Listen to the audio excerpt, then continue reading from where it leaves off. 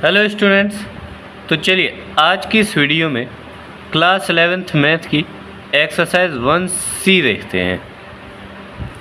तो एक्सरसाइज देखने से पहले ये कुछ डेफिनेशंस हैं और इन्हीं से रिलेटेड क्वेश्चंस एक्सरसाइज में पूछे गए हैं, तो आपको ये डेफिनेशंस अच्छे से पता होनी चाहिए।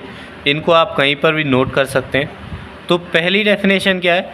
उपसमुच्चय। उपसमुच्चय क्या होता है? यदि ए और बी ऐसे दो समुच्चय हों कि ए के सभी अवयव बी के भी अवयव हों तो ए को बी का उपसमुच्चय कहते हैं।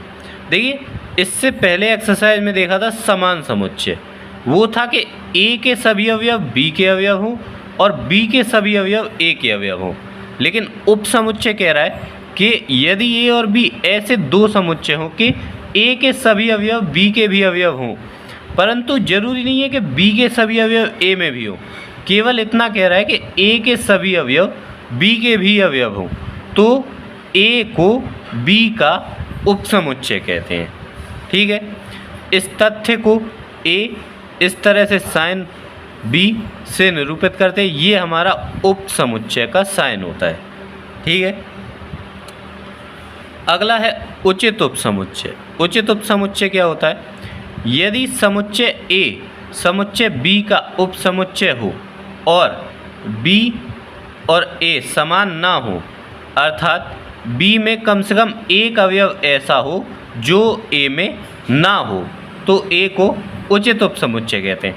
इसी डेफिनेशन को क्लियर किया हुआ है इन्होंने कि ए समुच्चय बी का उपसमुच्चय हो और बी और ए समान ना हो, मतलब कि बी में कम से कम एक अवयव ऐसा हो जो ए में ना हो, तो ए को उचित उपसमुच्चय कहते हैं। ठीक है, अब देखिए समुच्चयों से रिलेटेड 5 प्रमेय हैं और इनसे रिलेटेड छोटे मोटे क्वेश्चंस एक्सरसाइज में या एग्ज़ाम में पूछ लिए जाते हैं कभी कभार, तो इनको आप ध्यान में रखिएगा। पहला क्या है? रिक्त समुच्चय फाई एक अद्वितीय समुच्चय है, यानी कि फाई केवल अकेला रिक्त समुच्चय होता है, इसके जैसा कोई दूसरा समुच्चय नहीं होता। ये हमारी प्रमेय 1 है। अब देखिए प्रमेय 2 क्या कह रहा है? रिक्त समुच्चय प्रत्येक समुच्चय का उपसमुच्चय होता है। वैसे हमें पता है रिक्त समुच्चय में कोई अवयव नहीं होता, लेकिन फिर भी ये हमारा किसी भी समुच्चय का उपसमुच्चय कहलाता है, तो ये बात ध्यान में रखिएगा। अगला है प्रमेय 3। प्रमेय 3 में क्या है? प्रत्येक समुच्चय स्वयं का उपसमुच्चय होता है। ठीक है, तो ये बात भी आपको ध्यान में रखनी है कि प्रत्येक समुच्चय स्वयं का उपसमुच्चय होता है। ठीक है, चौथे में आपको कंडीशंस बताइए कि यदि ए बी का उपसमुच्चय हो और बी ए का उपसमुच्चय हो तो ए और बी समान समुच्चय होंगे, यानी कि यदि ए के सभी अवयव बी में होंगे और बी के सभी अवयव ए में होंगे तो जाहिर सी बात है ये समान समुच्चय की डेफिनेशन हो जाएगी। दूसरा, यदि ए उपसमुच्चय है बी का और बी उपसमुच्चय है सी का तो फिर ए उपसमुच्चय हो जाएगा सी के। ठीक है, अब प्रमेय 5 ये थोड़ी सी इम्पोर्टेंट होती है। लिखा हुआ है n अवयवों वाले समुच्चय में उपसमुच्चयों की संख्या 2 की घात n होती है। ठीक है, इससे रिलेटेड कुछ एग्जाम्पल्स आपकी बुक में दिए हुए हैं, तो वो आप देख लीजिएगा। अगली डेफिनेशन देख लेते हैं, वो है घात समुच्चय। तो घात समुच्चय क्या होता है? दिए हुए समुच्चय ए के सभी उपसमुच्चयों के समुच्चय को ए का घात समुच्चय कहते हैं। इसे पी ए से निरूपित करते हैं, यानी कि ए के जितने भी उपसमुच्चय होते हैं उन सभी को लेकर जब एक समुच्चय बनाते हैं तब उसे हम घात समुच्चय कहते हैं। ठीक है, इस तरह से समुच्चय निर्माण में लिखा हुआ है कि पी ए बराबर एक्स सच दैट एक्स उपसमुच्चय है ए का। ठीक है, बाकी आगे आपको एक्सरसाइज में ये सारी बातें और अच्छे से क्लियर हो जाएंगी। इन सभी को आप किसी जगह पर अच्छे से नोट कर लीजिए और ध्यान से एक बार पढ़ लीजिए। इसके बाद एक्सरसाइज देखते हैं। तो देखिए एक्सरसाइज 1C का पहला क्वेश्चन क्या कह रहा है, ध्यान से देखिए। कह रहा है निम्नलिखित समुच्चयों में से कौन से समुच्चय किसके उचित उपसमुच्चय हैं। हमें 4 समुच्चय दिए हुए हैं ए, बी, सी और डी। हमें बताना है कि कौन किसका उपसमुच्चय उचित उपसमुच्चय है। ठीक है, मतलब हमें चारों को देखना है। तो अब चूँकि उपसमुच्चय के लिए हमें अवयव देखने होते हैं, लेकिन यहाँ पर कोई अवयव नहीं है।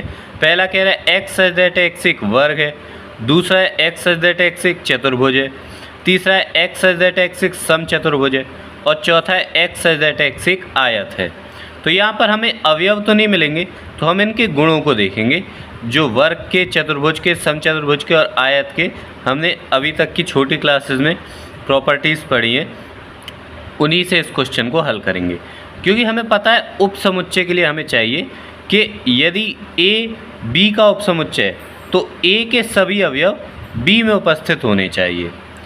यानी कि अगर जो प्रॉपर्टीज़ इसकी हैं वो प्रॉपर्टीज़ इसमें भी हो, भले इसमें और प्रॉपर्टीज़ हो लेकिन इसकी प्रॉपर्टीज़ होनी चाहिए। तो चलिए मैं आपको सॉल्व करके दिखाता हूँ। तो देखिए, इसमें हमें कुछ नहीं करना, बस इसमें हमें समझना है। जैसे कि लिखा हुआ है एक्स सच दैट एक्स एक वर्ग है और बी में लिखा हुआ है एक्स सच दैट एक्स एक चतुर्भुज है, सी में लिखा हुआ है एक्स सच दैट एक्स एक समचतुर्भुज है और डी में लिखा हुआ है कि एक्स सच दैट एक्स एक आयत है। तो देखिए, सबसे पहले हम ए का कंपैरिजन बी, सी और डी से करते हैं। लिखा हुआ है एक्स सच दैट एक्स एक वर्ग है। अब वर्ग की प्रॉपर्टी क्या होती है कि वर्ग में 4 भुजाएं होती हैं और चारों भुजाएं बराबर होती हैं। ठीक है, तो बी में लिखा हुआ है एक्स सच दैट एक्स एक चतुर्भुज है। तो चतुर्भुज में भी 4 भुजाएं होती हैं और हो सकता है चारों भुजाएं बराबर हों और हो सकता है चारों भुजाएं बराबर ना हो।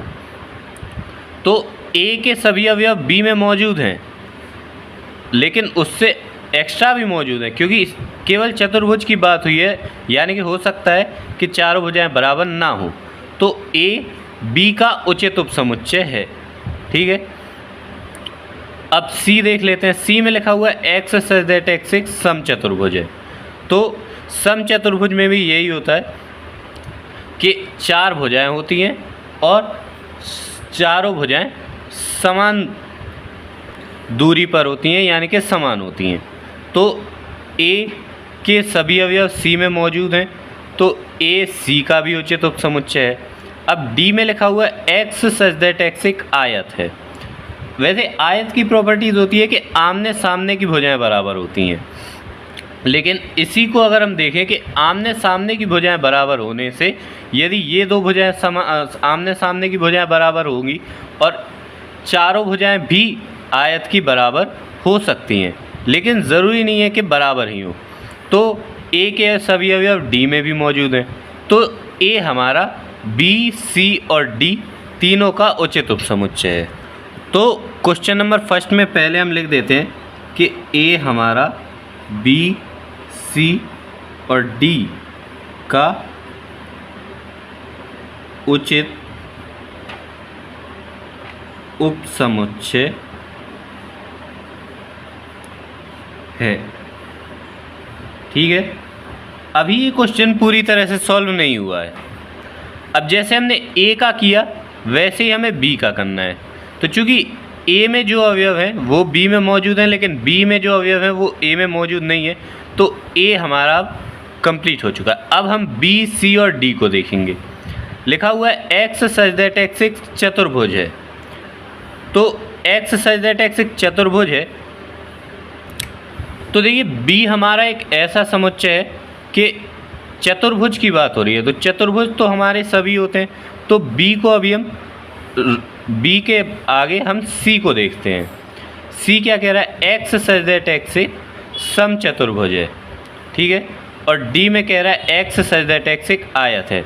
तो इन दोनों का कोई अवयव समान नहीं हो सकता, इनकी कोई प्रॉपर्टीज समान नहीं हो सकती।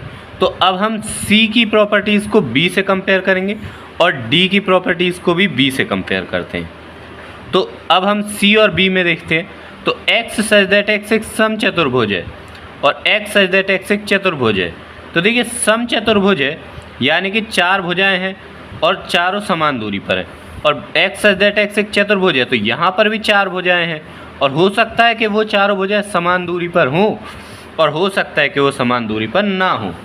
तो इसके अनुसार सी हमारा बी का उचित उपसमुच्चय है। तो यही हम लिख देते हैं, जैसे हमने यहाँ पर लिखा था हम लिख देते हैं कि सी समुच्चय बी का उचित उपसमुच्चय है।